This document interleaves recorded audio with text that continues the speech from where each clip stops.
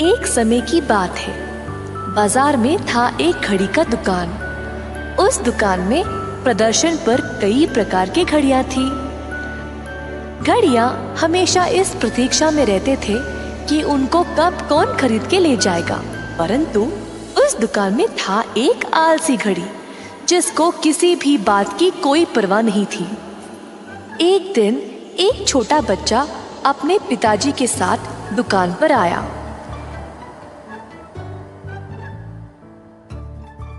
इतने प्रकार की घड़ियों को देखकर वह आश्चर्य रह गया।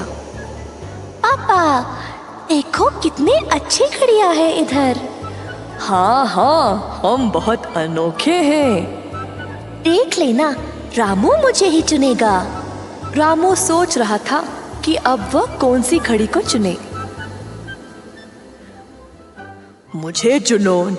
नहीं नहीं, मुझे चुनो। नहीं रामू, इधर देखो, मुझे चुनो। सारे घड़ियां बेचैनी से देख रहे थे कि रामू किसे चुनेगा, लेकिन वो एक आलसी घड़ी आंखें बंद करके बेपरवाह रहा। रामू को लगा जैसे उसे कुछ आवाजें सुनाई दे रही है। पापा, आपको कुछ सुनाई दिया क्या? रामू के ऐसे बोलते ही सारे घड़ियां चुपचाप हो गए। रामू एक एक करके सब घड़ियों को देख रहा था, तो एक कोने में उसे वो आलसी घड़ी दिखाई दी। रामू उसकी ओर जाने लगा।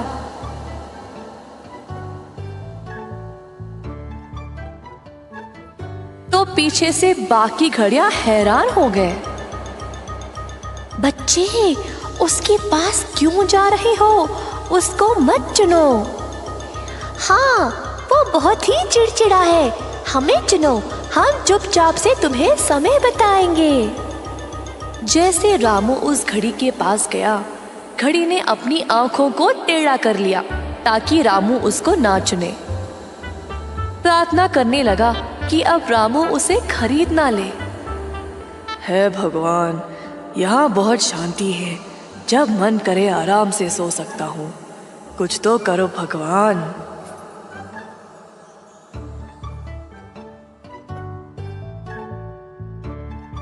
परंतु रामू को यही घड़ी पसंद आई। अरे पापा जी, अपने बेटे को मना कर दो, सोचा आलसी घड़ी ने।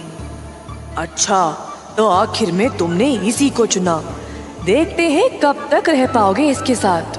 बहुत जल्द इससे तुम तंग आ जाओगे और भागते हुए वापस आके मुझे ही ले जाओगे। बेटा, तुम्हें ये घड़ी पसंद आई? अच्छी पसंद है तुम्हारी।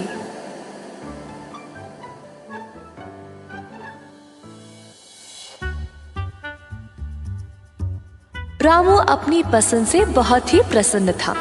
घर जाकर उसने अपने बिस्तर के बाजू में इस अलार्म घड़ी को अच्छे से रख दिया। हर रोज रामू घड़ी को साफ करता था और ध्यान से रखता, परंतु घड़ी रामू पर चिढ़ता ही रहा। एक रात रामू रोज की तरह घड़ी को साफ करके अलार्म सुबह के 7 बजे के लिए रखा और सो गया। रामू के सोने के बाद धीरे से घड़ी ने अलार्म का समय 8 बजे में बदल डाला।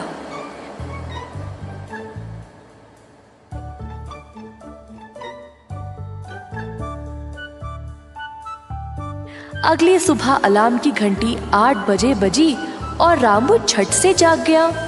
समय देखा तो आश्चर्य रह गया। मैंने तो 7 बजे के लिए रखा था, 1 घंटा देर से कैसे बजा ये? गलती से मैंने ही रखा होगा। उफ, बहुत देर हो गई, पापा गुस्सा करेंगे। रामू जल्दी जल्दी तैयार हुआ और स्कूल के लिए निकल पड़ा। उस रात फिर से रामू ने ध्यान से 7 बजे के लिए अलार्म रखा और सोने चला। अब मैं कल समय पे जागूंगा। घड़ी ने रामू का गहरे नींद में जाने तक इंतजार किया और फिर धीरे से अलार्म 8 बजे के लिए बदल दिया।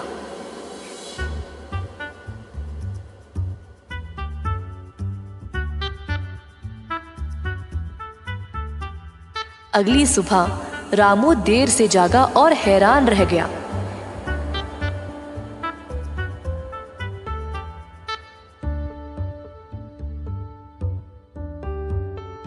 पीछे से रामू के पापा उसे पुकार रहे थे क्योंकि स्कूल के लिए देर हो चुकी थी। रामू ने सोचा, आज रात तो मैं पता करके ही रहूंगा कि ये हो क्या रहा है।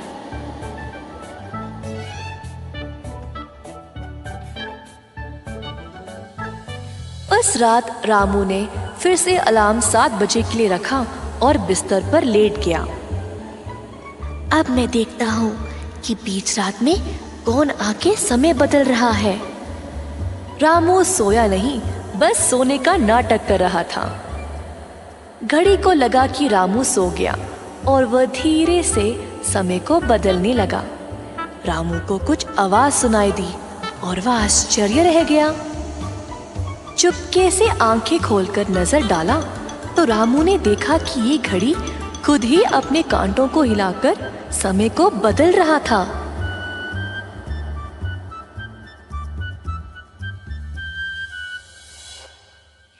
अगली सुबह जब अलार्म 8 बजे को बजा, उफ, ये घड़ी तो बकवास है। इसको तो मैं कचरे में फेंक दूंगा। कूड़े में धूल से भरा बैठे रहने दो इसे। पूरा का पूरा बंद ही हो जाएगा फिर। मैं अभी पापा को बोलता हूँ। रामू की बातें सुनकर घड़ी परेशान हो गया। रामू रुको, मुझे क्षमा कर दो। मुझे पता है मैंने गलत किया। कृपया मुझे कूड़े में नहीं डालना। मैं वादा करता हूँ तुम्हें हर सुबह समय पे जगाऊंगा। रामू घड़ी को देख के हंसने लगा। चलो, तुम्हें एहसास तो हुआ, परंतु इतना काफी नहीं है। तुमको एक और काम भी करना पड़ेगा। मैं कुछ भी करूँगा, बोलो। तुम्हें मेरा दोस्त बन के रहना होगा, ठीक है? अलार्म घड़ी ने मुस्कुराते हुए हाँ में हाँ मिलाई।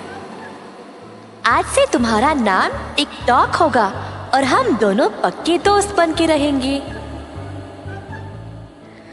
उस दिन से हर रोज घड़ी रामू को सही समय पर जगाने लगा। दोनों ने साथ में अच्छा समय बिताया। साथ साथ पढ़ा, लिखा, हंसा और सोया। खुशी से दिन गुजारे।